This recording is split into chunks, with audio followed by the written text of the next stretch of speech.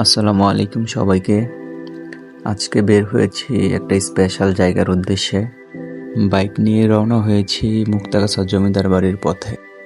রাস্তাটা দারুণ, এক পাশে সবুজ গাছপালা, আরেক পাশে গ্রামের মানুষের সরল জীবন। চলো তোমাদেরও নিয়ে চলি এই ছোট্ট যাত্রায়।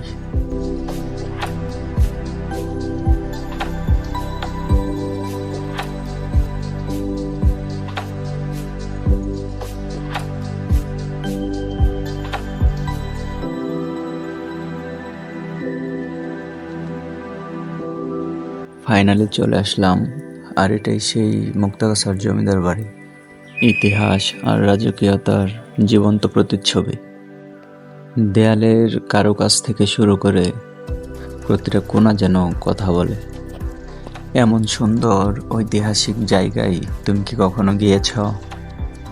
কমেন্টে জানাও, আর ভালো লাগলে লাইক কমেন্ট করতে ভুলবে না কিন্তু। দেখা হবে পরের ভিডিওতে ইনশাআল্লাহ।